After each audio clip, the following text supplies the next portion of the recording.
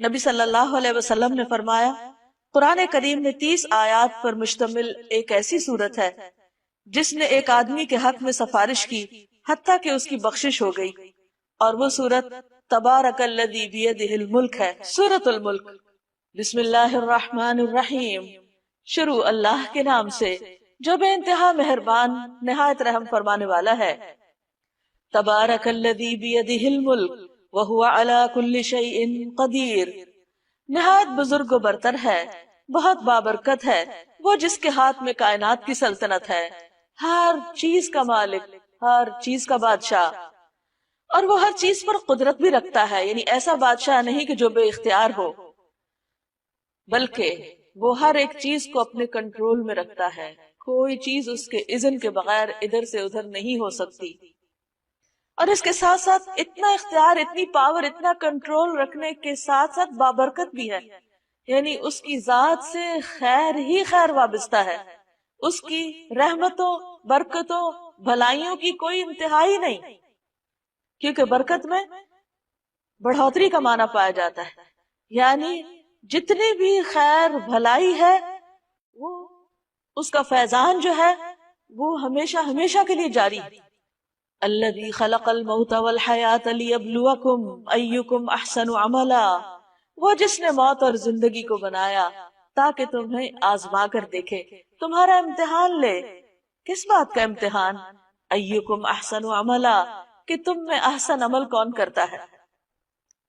اللہ سبحانہ وتعالی نے یہ دنیا بنائی اور اس میں ہمیں بھیجا، اور بھیجنے کے بعد ہماری زندگی موت کا مقصد ہمیں بتا دیا کہ میں نے اس لیے یہ سب کچھ سلسلہ بنایا ہے کہ انسان سے یہ دیکھا جائے کہ وہ اپنی زندگی کا استعمال کیسے کرتا ہے، وہ یہاں دنیا میں کس طرح رہتا ہے، اپنی خواہش کے مطابق یا اللہ کی مرضی کے مطابق، وہ اللہ تعالیٰ کے احکامات کتنے مانتا ہے اور دنیا والوں سے کتنا ڈرتا ہے۔ تو ہم میں سے ہر شخص کی یہ آزمائش ہو رہی ہے۔ اللہ تعالیٰ نے اس کائنات میں ایک بہت ہی بہترین جگہ، پرفیکٹ جنت کی شکل میں بنائی، وہ اتنی خوبصورت ہے کہ جس کی کوئی مثال دنیا میں ہے ہی نہیں، کوئی اس کا تصور ہی نہیں کر سکتا۔ اس جنت میں بسانے کے لیے اللہ تعالیٰ اس دنیا سے انسانوں کا انتخاب کر رہا ہے، امتحان میں ڈالنے کے بعد، ٹیسٹ کرنے کے بعد، کھنگالنے کے بعد یہاں سے وہ بہترین انسانوں کو چنے گا اور وہاں بسائے گا۔ اس کے لیے کوئی کسی کے کام نہیں آئے گا، جیسے کسی دوسرے کی نیکیاں اس سے کوئی اور فائدہ نہیں اٹھائے گا، جو کرے گا وہی پائے گا، جو بوئے گا وہی کاٹے گا۔ اب یہ ہم پہ ڈیپینڈ کرتا ہے کہ ہم اس جنت میں جانے کے لیے کس قسم کے کام کرتے ہیں، کتنی محنت کرتے ہیں۔ نبی صلی اللہ علیہ وسلم نے ایک جگہ پر فرمایا کہ خبردار، اللہ کا سودا بڑا مہنگا ہے اور اللہ کا سودا جنت ہے، یعنی اگر تم اللہ سے تجارت کرنا چاہتے ہو اور اس کی جنت چاہتے ہو تو پھر اس کے لیے قربانیاں کرنی پڑے گی، وہ مفت میں نہیں ملے گی، اس کے لیے محنت کرنی ہوگی۔ اور وہ محنت کیا ہے؟ احسن عمل، بہترین کام۔ بہترین کام وہ نہیں ہوتے کہ انسان جن کو خود بہترین سمجھے، یعنی اس کی اپنی عقل کہے کہ یہ بہت اچھا یہ کر لیتے ہیں۔ مثلا اگر کسی کا دل کسی خاص کپڑا پہننے کو کر رہا ہے تو وہ کہے کہ یہ سب سے اچھا کام ہے کیونکہ میرا دل یہ چاہ رہا ہے کہ میں یہ پہنوں، تو ضروری نہیں کہ وہ اللہ تعالیٰ کو بھی پسند ہو۔ اسی طرح اگر کسی انسان کو کوئی ایسی چیز کھانے کو دل چاہ رہا ہے اور اس کی بہت زیادہ اس میں خواہش ہے تو ضروری نہیں کہ وہ اللہ سبحانہ تعالیٰ کو پسند بھی ہو سکتا ہے اللہ نے اس کو حرام کر رکھا ہو۔ اسی طرح اگر کسی کے دل میں کچھ باتیں ہیں اور وہ ان کو بولنا چاہتا ہے، کرنا چاہتا ہے، تو اس کو سوچنا پڑے گا کہ جو کچھ میں کہہ رہا ہوں یہ اللہ کو بھی پسند ہے یا نہیں۔ اسی طرح انسان اپنی مرضی سے کچھ سوچنا چاہتا ہے، کچھ اپنے دل دماغ میں اس کے خیالات ہیں اور وہ ان کو بہت انجوائے کرتا ہے، لیکن ضروری نہیں کہ وہ خیالات اللہ تعالیٰ کو بھی پسند ہوں۔ تو اس لیے اگر انسان احسن عمل کرنا چاہتا ہے تو اس کو دیکھنا پڑے گا کہ جس نے ہمارا انتخاب کرنا ہے، جس نے سلیکشن کرنی، اس کے نزدیک احسن کیا ہے، وہ کس چیز کو پسند کرتا ہے، اس کا کرائیٹیریا کیا ہے، اس کو کیسے میٹ کیا جائے، کس طرح اس کے مطابق ہم اپنی سوچ، اپنے خیالات رکھیں، اپنی گفتگو رکھیں اپنے عمل، اپنے معاملات، لوگوں کے ساتھ طرز عمل، یہ سب کچھ کس طرح ہو، اور اگر یہ اس کی پسند کے مطابق ہوا تو قابل قبول، اور اگر وہاں ریجیکٹ ہو گیا تو اس کا کوئی فائدہ نہیں۔ تو فرمایا اس نے موت اور زندگی کو بنایا تاکہ تمہارا امتحان لے۔ ہر شخص امتحان میں ہے، اللہ تعالیٰ اچھے یا برے ہر طرح کے حالات سے بھی انسان کو آزما رہا ہے کہ ان حالات میں انسان کرتا کیا ہے۔ مثلا انسان کے اوپر دو حالتوں میں سے ایک حالت ہوتی ہے، یا وہ بہت خوش ہوتا ہے یا وہ تکلیف میں ہوتا ہے، یا وہ بس بیچ میں ہی درمیان میں ہوتا ہے۔ اب آپ دیکھیے کہ اگر وہ خوش ہے تو اس سے دیکھا یہ جاتا ہے کہ خوشی میں یہ کرتا کیا ہے، اللہ کی رضا کے کام یا ناراضگی کے کام، اللہ کا شکر ادا کرتا ہے یا ناشکری کرتا ہے۔ اسی طرح اگر وہ تکلیف میں ہے تو پھر اس کو دیکھا جا رہا ہے، اس کا امتحان ہو رہا ہے کہ اب یہ کیا کرتا ہے، منہ سے کیا بات نکالتا ہے، لوگوں کے ساتھ کیا رویہ اختیار کرتا ہے، صبر کرتا ہے یا نہیں کرتا۔ اور اگر دو کے بیچ میں ہے، یعنی نہ بہت خوش ہے نہ بہت تکلیف میں ہے، تو اس وقت کو کس طرح استعمال کر رہا ہے، یعنی روٹین میں اپنی روزمرہ زندگی کے جو اس کو اللہ تعالیٰ نے نعمتیں دی ہیں، صحت، زندگی، مال و دولت، اولاد، وقت، جوانی، ان ساری چیزوں کو کس کام میں لگا رہا ہے؟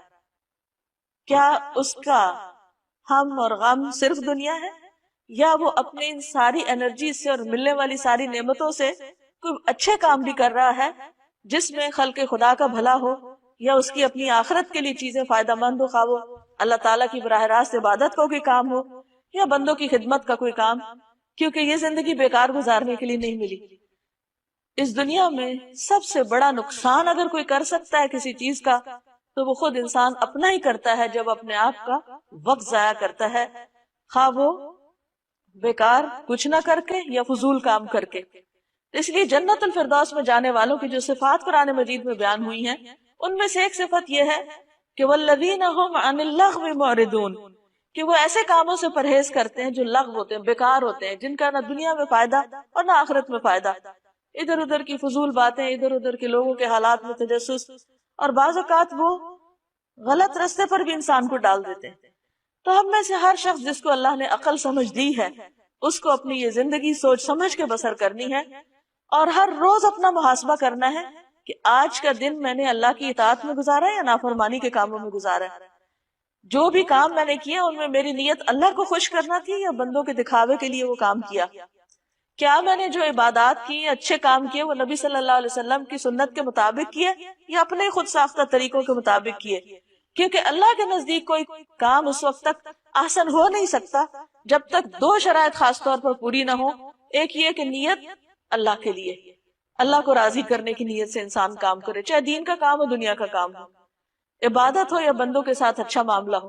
اور دوسرا یہ کہ خاص طور پر عبادات میں وہ عبادت نبی صلی اللہ علیہ وسلم کے طریقے کے مطابق ہو، خود ساختہ طریقوں کے مطابق نہ ہو، کیونکہ وہ وہاں قبول نہیں ہوں گے، ورنہ تو اللہ کے رسول صلی اللہ علیہ وسلم کے آنے کا مقصد ہی فوت ہو جاتا ہے۔ اللہ تعالیٰ نے ان کو ہمارے لیے ایک نمونہ بنا کے بھیجا کہ جیسے یہ کرتے ہیں ویسے ہی تم بھی کرو، وَإِن تُطِيعُوهُ تَهْتَدُوا، اگر تم اس کی اطاعت کرو گے تو ہدایت پاؤ گے، وَهُوَ الْعَزِيزُ الْغَفُورُ، اور وہ زبردست ہے، بخشنے والا ہے، یعنی اگر تم نے نافرمانی کی تو کہیں بھاگ کے نہیں جا سکتے، وہ ہر چیز پر غالب ہے، پکڑ لے گا تم کو، اور اگر تم سے غلطی ہو گئی، معافی مانگو گے، اس کی طرف پلٹ آؤ گے تو بخشنے والا ہے، مہربان بھی ہے۔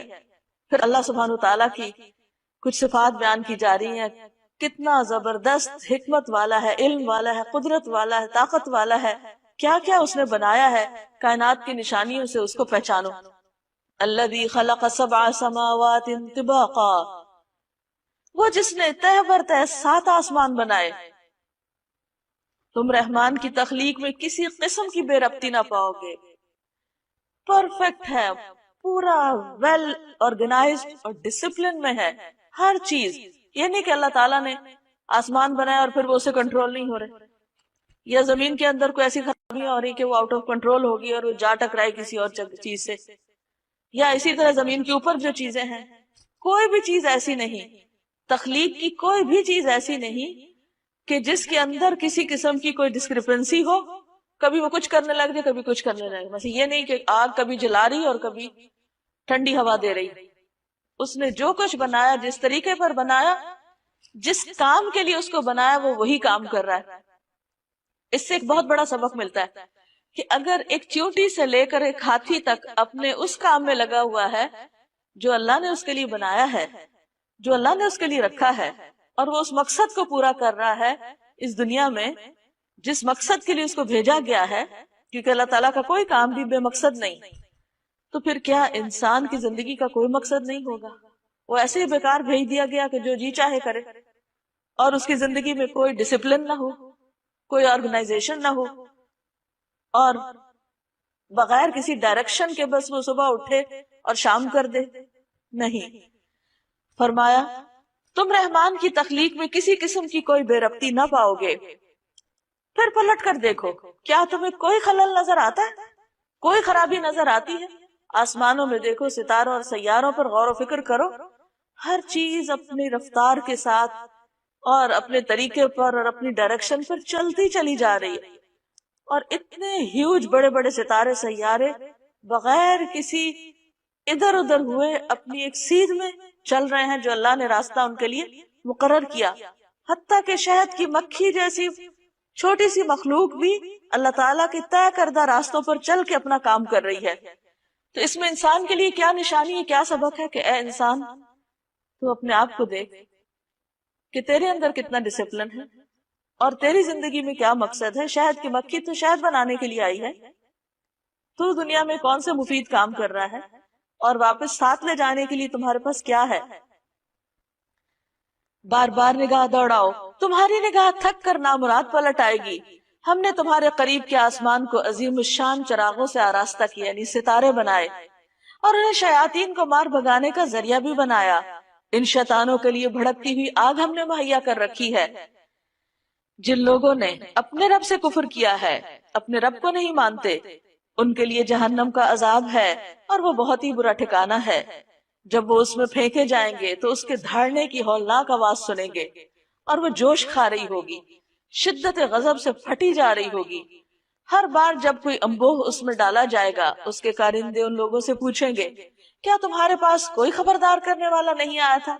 وہ جواب دیں گے، ہاں، خبردار کرنے والا ہمارے پاس آیا تھا، مگر ہم نے اسے جھٹلا دیا اور کہا اللہ نے کچھ بھی نازل نہیں کیا، یہ تم لوگ خود ہی اپنے پاس سے باتیں بنا رہے ہو. ان انتم الا فی ضلال کبیر، تم بڑی گمراہی میں پڑے ہوئے ہو. یعنی ہدایت کے رستے کی طرف بلانے والے پیغمبر ہوں یا ان کے بعد دوسرے لوگ ہوں، انہوں نے انہی کو غلط ثابت کر دیا اپنے تئیں. وقالوا لو كنا نسمع او نعقل ما كنا في اصحاب السعیر، اور وہ کہیں گے کاش ہم سنتے یا سمجھتے تو آج اس بھڑکتی ہوئی آگ کے سزاواروں میں شامل نہ ہوتے. یعنی اس دن ان کو جو ریگریٹس ہوں گے، جو ندامت اور حسرت ہوگی، وہ کس بات پر؟ کاش ہم حق کی بات سن تو لیتے، ہم نے تو سننے سے انکار کر دیا. تو جو شخص آج نہیں سنتا خیر کی، حق کی بات، وہ کل قیامت کے دن سخت پچھتائے گا. اور پھر یہ کہ صرف ایسا نہیں سننا کہ بغیر سمجھے اس کو سن لیا جائے، ساتھ ہی کہا او ناقل، یعنی عقل کا استعمال ضروری ہے. آنکھیں بند کر کے انسان کسی کے پیچھے نہ چلے، اس طرح وہ اپنے قصور کا خود اعتراف کر لیں گے. لعنت ہے ان دوزخیوں پر. ان الذین یخشون ربهم بالغیب لهم مغفرۃ واجر کبیر، جو لوگ بن دیکھے اپنے رب سے ڈرتے ہیں، یقیناً ان کے لیے مغفرت ہے اور بڑا اجر ہے. تم خواہ چپکے سے بات کرو یا اونچی آواز سے، اللہ کے لیے یکساں ہے، وہ تو دلوں کا حال تک جانتا ہے. کیا وہی نہ جانے گا جس نے پیدا کیا، حالانکہ وہ باریک بین اور باخبر ہے. وہی تو ہے جس نے تمہارے لیے زمین کو تابع کیا، چلو اس کے سینے پر اور کھاؤ خدا کا رزق، یعنی اللہ کا رزق کھاؤ. اسی کے حضور تمہیں دوبارہ زندہ ہو کر جانا ہے. یعنی اللہ کی نعمتیں استعمال کرو لیکن اللہ کو نہ بھولو. یعنی اللہ تعالیٰ نے زمین پہ یہ سب کچھ اس لیے نہیں پیدا کیا کہ انسان اس کو استعمال نہ کرے، لیکن جس چیز سے منع کیا وہ یہ کہ اللہ کا کھا کے اللہ کا وفادار بنے، اس کا شکر گزار بنے.